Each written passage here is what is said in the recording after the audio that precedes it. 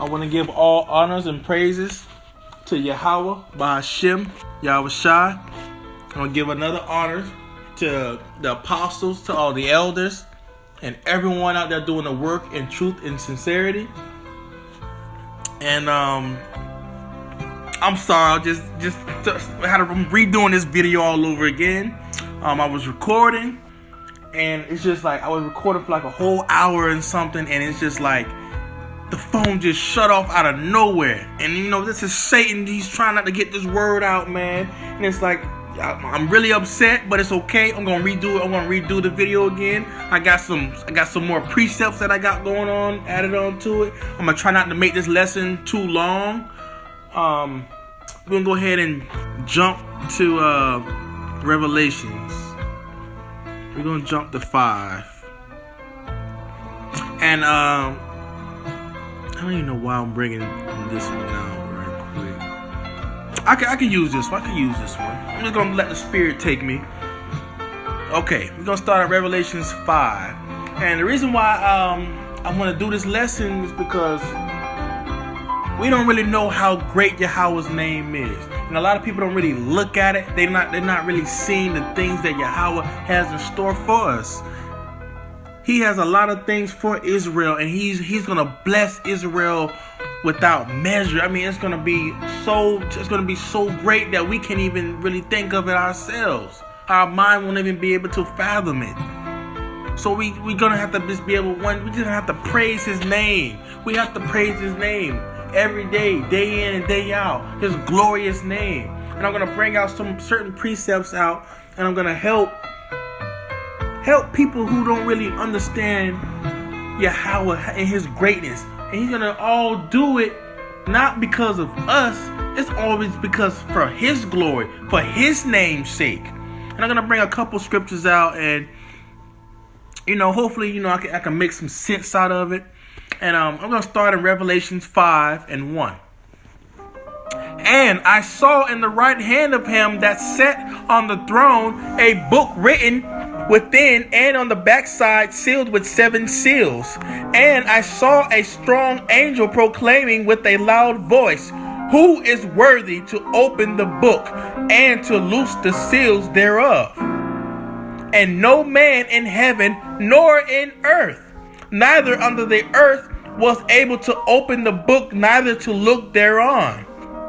And I wept much, because no man was found worthy to open and to read the book, neither to look thereon. So at this time, you have John the Revelator. He's looking.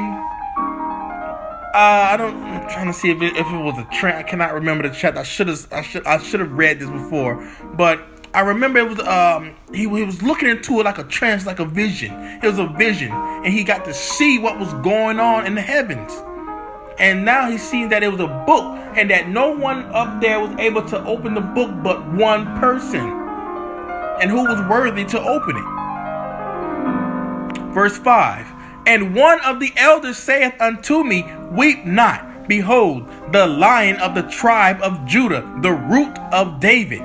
So now you look into that, and you know the scriptures, and you read throughout the book, throughout the different apostles, and we're trying to figure out who's coming out of the root of David, who's that Lion of the tribe of Judah.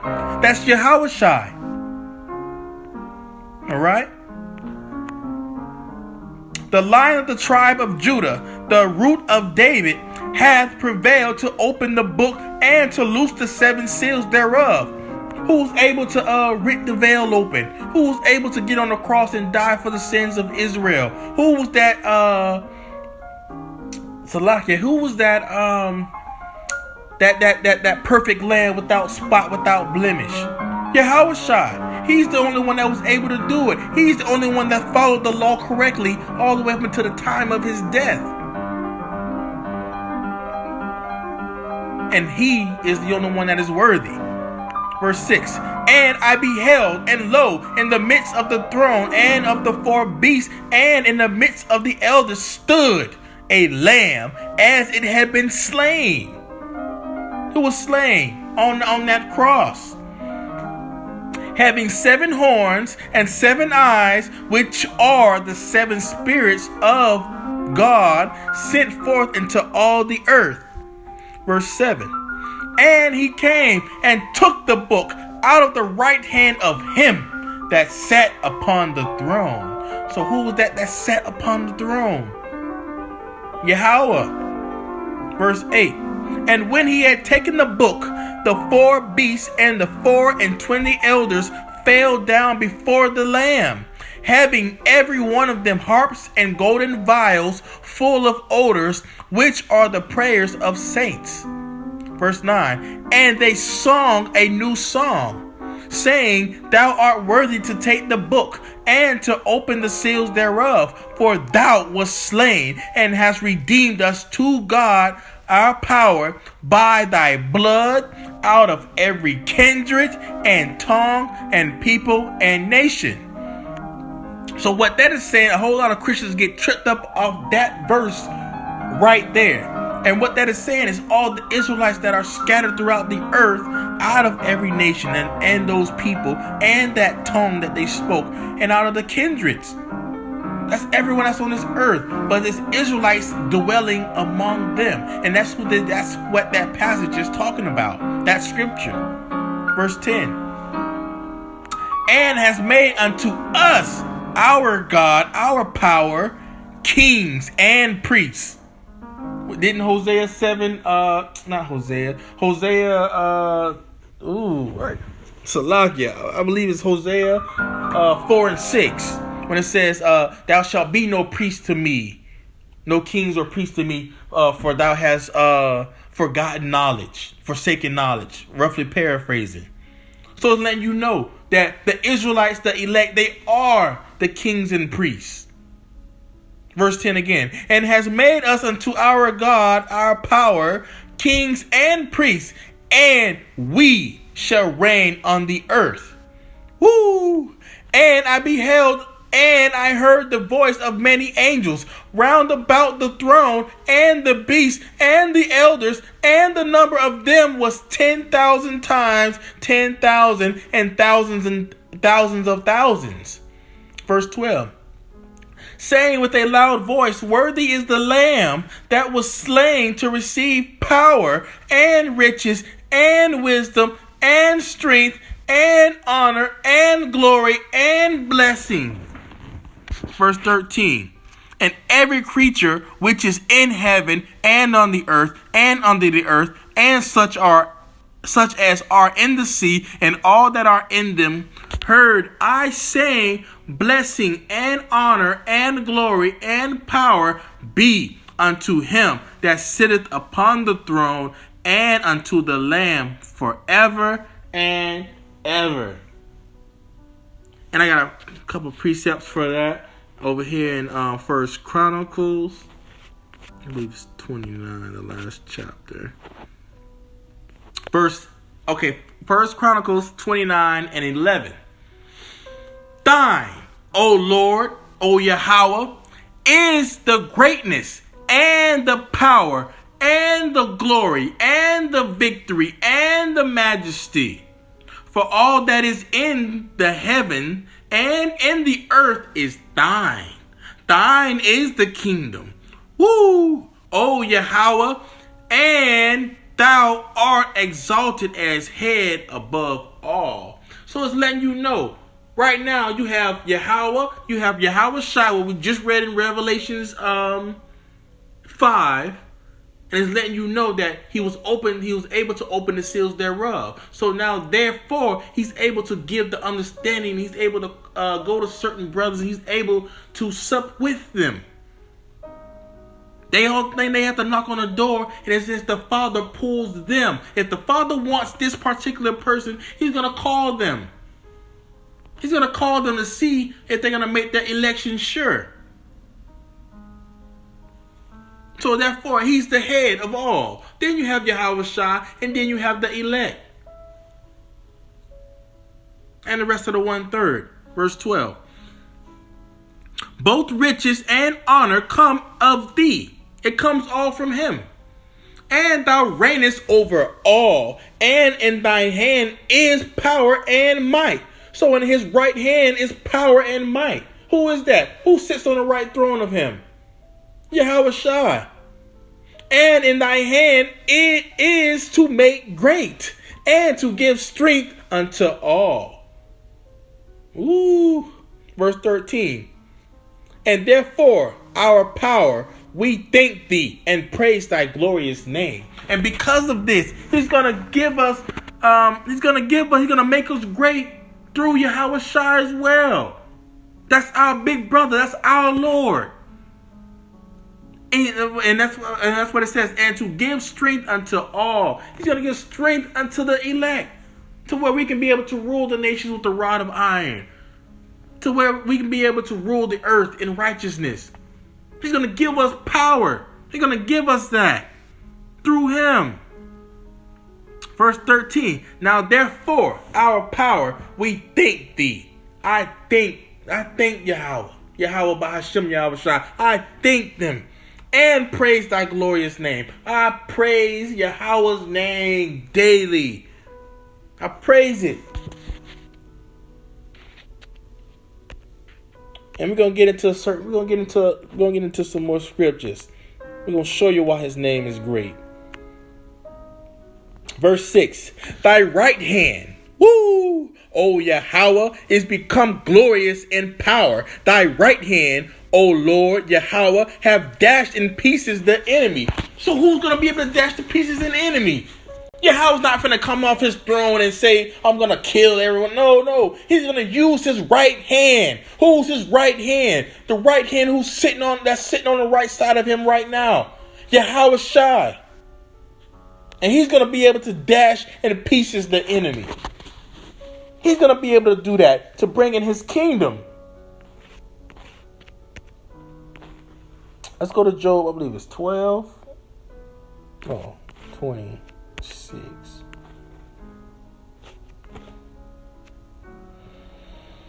Yeah. Job 26 and 12. Yeah. Job 26 and 12. He divided the sea with his power, and by his understanding he smiteth through the proud. So he's going to be able to smite through the proud. All Esau and all his wicked, and all these other wicked nations that are out there. Verse 13. By his spirit he hath garnished the heavens. His hand hath formed the crooked serpent. So now we have to understand who's that crooked serpent. That crooked serpent from the time of Genesis. That crooked spirit from Genesis all the way to Revelations. Who is that? Who is that crooked serpent? Who formed that crooked serpent for his glory? Who? That crooked serpent is Esau. Go ahead and jump down to. I got Psalm. We can go ahead and go to Psalms 11. Psalms 11 verse 2. And this is the Psalms of David. For lo, the wicked bend their bow. They make ready their arrow upon the string, that they may privately shoot at the upright in heart. Verse 3. If the foundations be destroyed, what can the righteous do? Nothing. Verse 4. The Lord Yahweh is in his holy temple. The Lord's throne is in heaven. And where were we when I first read? In Revelations 5 and 1. There was a vision. And you can see that John the Revelator was on the island of Patmos. And he was able to see what was going on in the third heavens. So he got to see Yahweh. Not as himself, but he got to see the body figure that was up there. He got to see the vision. The Lord's throne is in heaven. So that therefore is letting you know that his vision that he seen was in the third heaven. With the 4 beasts and the 24 elders. His eyes behold, his eyelids try the children of men. Verse 5. The Lord trieth the righteous, but the wicked in him that loveth violence his soul hateth. So who says that Yahweh doesn't hate? Who says that? How is as the Christians would say, God is love. He's all love. How? Just in Proverbs 11:1, where it says, a false balance is. Let me go to it right now. Let's go to that right now. I don't want to quote anything. I don't want to quote anything wrong. Proverbs 11:1. A false balance is abomination to the Lord Yahweh, but a just weight is in his delight. So that's letting you know, how is he all love? That's gonna let you know that it is a false balance. It's not gonna make it. It doesn't make any sense. How can Yahweh be all love and it's all hatred and stuff out here? We got our brothers our brothers hating his own brother. It's letting you know hate has to be somewhere in the equation. It has to be there in order for it to be an even balance. But if Yahweh is all righteousness, how is he? How is it that he just loves and not hate? So he has to hate the sin as well. Correct? He hates when you're being disobedient. He hates when you don't have faith. All the thoughts of foolishness is sin to him. I'm sure he hates that. Why do you have vain thoughts? And all your thoughts should be all on the kingdom. So that's another cut for you damn Christians out there. So therefore, I go back to verse 5. The Lord, Yahweh, trieth the righteous. So he's going to try you if you're trying to be righteous. Just in, I believe it's Sirach chapter 2. Let me see if I can go to that in my apocrypha right quick. I'm in the spirit, y'all. I'm just going through certain precepts. Verse 1. Sirach chapter 2, verse 1. My son, if thou come to serve the Lord, prepare thy soul for temptation. Set thine heart aright and constantly endure, and make not haste in time of trouble. Cleave unto him and depart not away, that thou mayest be increased at thy last. For verse 5, for gold is tried in the fire, and acceptable man in the furnace of adversity. Believe in him, and he will help thee. Order thy way aright. Trust in thee. And where is that? You never know. Right here, verse 10. This is one of my favorite scriptures. Where it says, look at the generations of old and see, did ever any trust in the Lord Yahweh and was confounded? Or did any abide in his fear and was forsaken? Or whom did he ever despise that called upon him? For the Lord is full of compassion and mercy, long-suffering and very pitiful, and forgiveth sins and saveth in time of affliction. So he's gonna try you. He's gonna try you in your righteousness. Our righteousness is as filthy rags before him. Roughly paraphrasing. Verse 5. But the wicked and him that loveth violence is so hateth. So he hates that. He hates the violence that men have on this earth. The men are our brothers, our 2/3 brothers that are out there, or the brothers that don't have a clue that they know that they're Israel. They're out there shooting each other up. They love that violence. They want to go rob, they want to go kill, they want to go rape, they want to go do all type of mischief, all type of just sin. They just the thoughts they're so far gone. And the Lord Yahweh has put that spirit on them because they love violence and his soul hateth. Verse 6. Upon the wicked he shall rain snares, fire and brimstone. That is a snare unto you. If you out there killing your brother and everything, that's a snare unto you.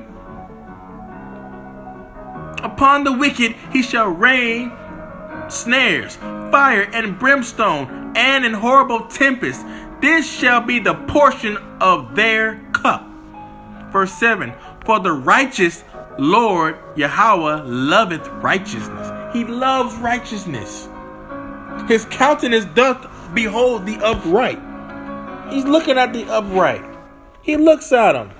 He looks at them when if they're trying. If you're trying your hardest, he's looking at that. He's not going to forsake you.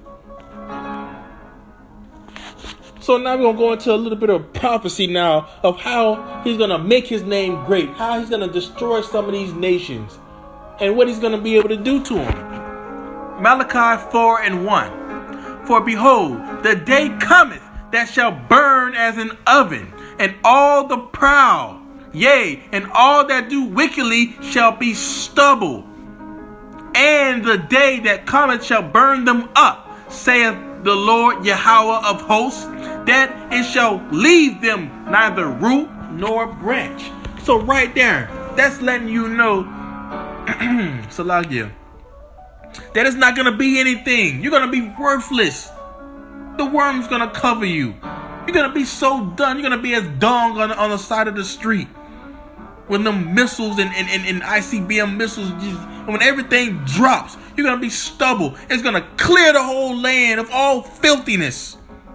It's not going to leave anything. It's going to be, it's sulfur. It's going to be done. It's going to be cleansed. Verse 2. But unto you that fear my name shall the Son of Righteousness arise with healing in his wings, and he shall go forth and grow up as calves of the stall. He's going to be mighty. Verse 3. Well, we're going to be mighty. Salakia. And ye shall tread down the wicked, for they shall be ashes under the soles of your feet in the day that I shall do this, saith the Lord Yahweh of hosts. He's saying you're going to tread down the wicked. They're going to be like ashes on the bottom of your feet. They're not going to be nothing. You're just going to step on it and you're going to keep walking. It's going to be like nothing. Verse 4. Remember ye the law of Moses my servant, which I commanded unto him in the Horeb for all Israel, with the statutes and judgments. So with the statutes and judgments that he was given, that Moses gave, I believe it's in Exodus. Correct me if I'm wrong, brothers. I believe it's 19. Or it could have been Exodus 5 or 7.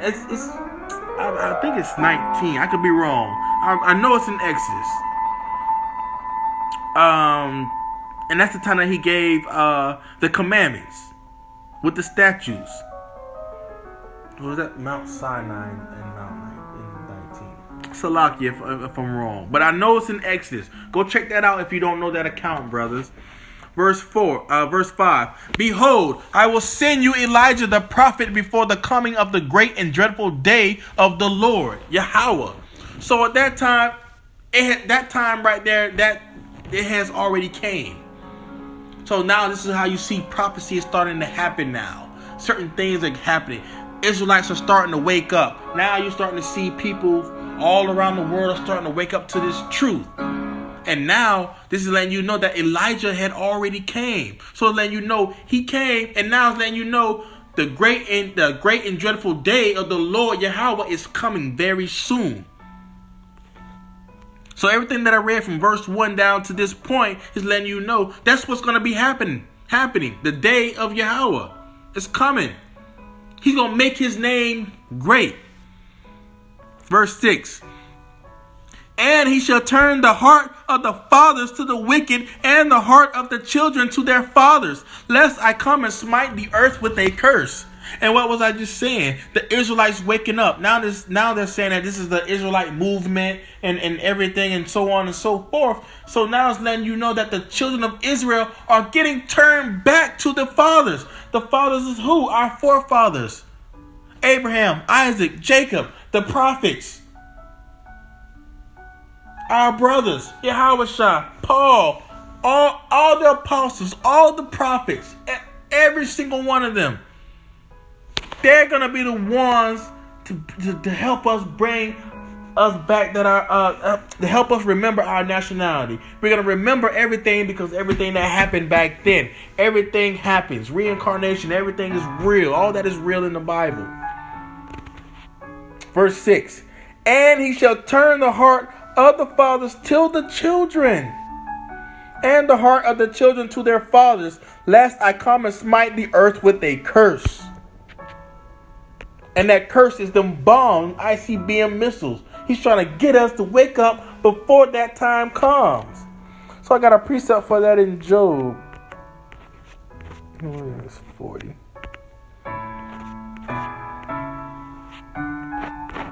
12. Job 40 and 12. Look on everyone that is proud and bring him low, and tread down the wicked in their place. So he's saying wherever they at, wherever these wicked people are, the Esau, these other nations, you tread them down, bring them low to where they cannot rise again. Verse 13, hide them in the dust together and bind their faces in secret. Verse 14, then will I confess unto thee that thine own right hand can save thee. He's letting you know his right hand is going to be able to save you. I'm going to be able to give you the power to tread them down. We're going to get into some more prophecy.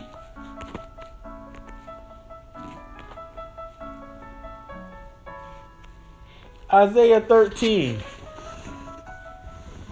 Therefore shall all hands be faint, and every man's heart shall melt. Verse 8. And they shall be afraid.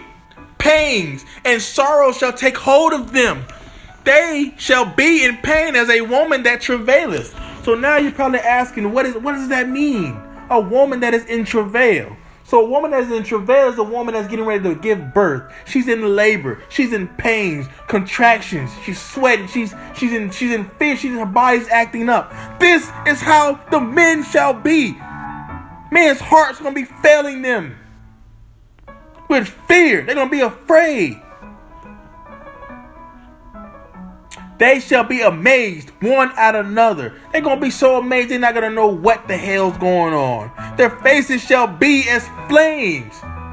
It's going to be in flames. They're not going to know, man. It's going to be an amazement to these people. Everyone on this earth is going to know who Yahweh is, and he's going to make everyone fear. Because right now you can see no one cares. No one doesn't fear. They're cursing them out. They laughing. They making songs about him. He's sitting there. He's rubbing his hand, and he's like, "Wait, just wait." And you're gonna see. We're gonna make this earth tremble. We're gonna have everyone shaking. And then and later on in the scripture, is gonna say that we're gonna have them bending down on their knees. They're gonna be in fear. Verse 9, behold, the day of the Lord Yahweh cometh, cruel, both with wrath and fierce anger, to lay the land desolate, and he shall destroy the sinners thereof out of it. Verse 10, for the stars of heaven and the constellations thereof shall not give their light. The sun shall be darkened in his going forth, and the moon shall not cause her light to shine. Verse 11, and I will punish the world for their evil and the wicked for their iniquity, and I will cause the arrogancy of the proud to cease, and I will lay low the haughtiness of the terrible. And he's letting you know he's not playing. Let's go to Isaiah 60.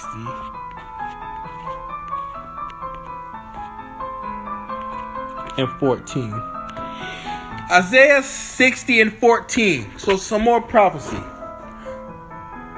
And this is how the sons of all the other Gentile nations, the sons of the other Gentile nations, like the Moab, the Chinese, the Arabs, the damn dirty ass Africans, they're gonna come bending. We're gonna see it. We're gonna read into it.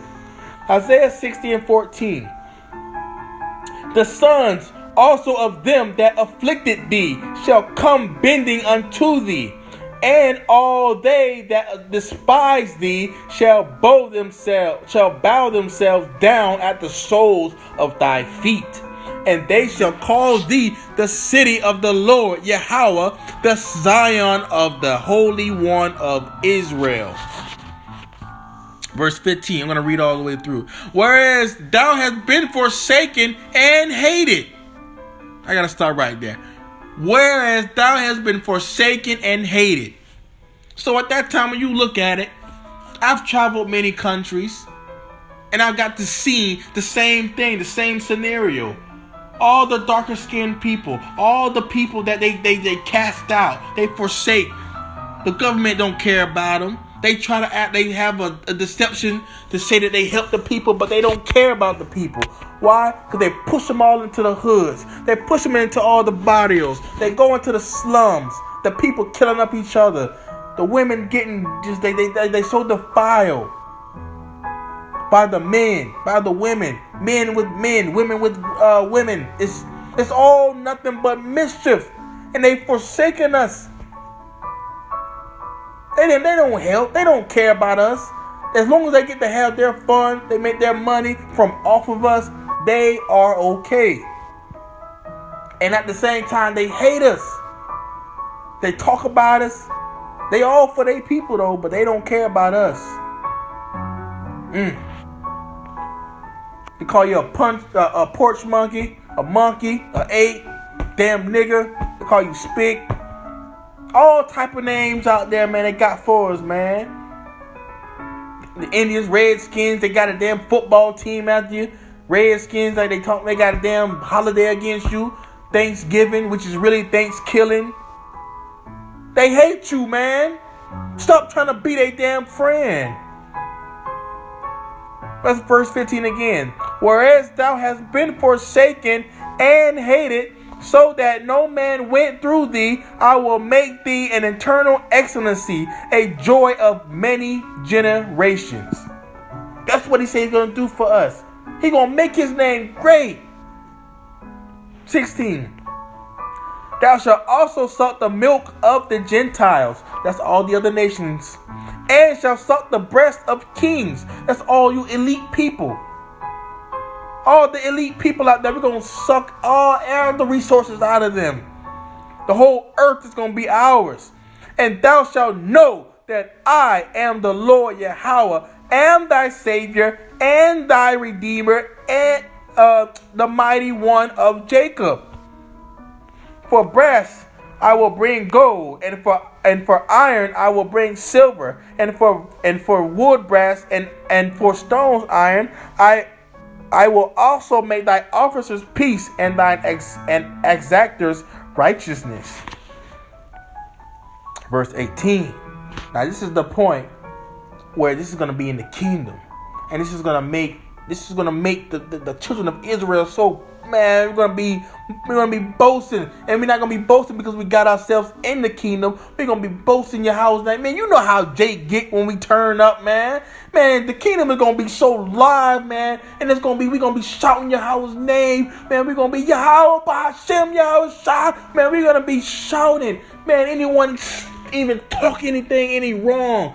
They talk anything wrong against our God, any other nations out there, man, we're gonna put them down. We're gonna show them. We're gonna put the fear in them. This is what we're gonna do. Violence shall no more be heard in thy land. So when it's that saying is, it ain't gonna be none of that going on in our land. Now, if we gotta come out of our land to go ahead and handle some business, oh yeah, we killing now. And man, we not finna get our land defiled with blood and all, man. No, we're gonna go ahead and kill you outside. No. Wasting nor destruction within thy borders. None of that's gonna be within our borders. You're gonna have to go outside of the kingdom to go ahead and to do the punishment, and we're gonna make sure them nations know. We're gonna have every single one of them in subjection. But thou shalt call thy walls salvation and thy gates praise. That's all that's gonna be going on. We're gonna we saved. We're gonna be having. We're gonna know that we have salvation, and we're gonna know that within the gates it's gonna be nothing but praise and hollering and just happiness and joy. And not only us, it's gonna be our children as well. He said we're gonna multiply our seed. That is a true blessing. Verse 19. The sun shall be no more thy light by day, neither for brightness shall the moon give light unto thee, but the Lord Yahweh shall be unto thee an everlasting light, and thy God power, thy glory. He's going to be our glory. We're going to shine so bright, man. We're going to shine brighter than the sun. We ain't going to need the sun. We ain't going to need the moon. Verse 20. Thy sun shall no more go down, neither shall thy moon withdraw itself. For the Lord Yahweh shall be thine everlasting light, and the days of thy mourning shall be ended.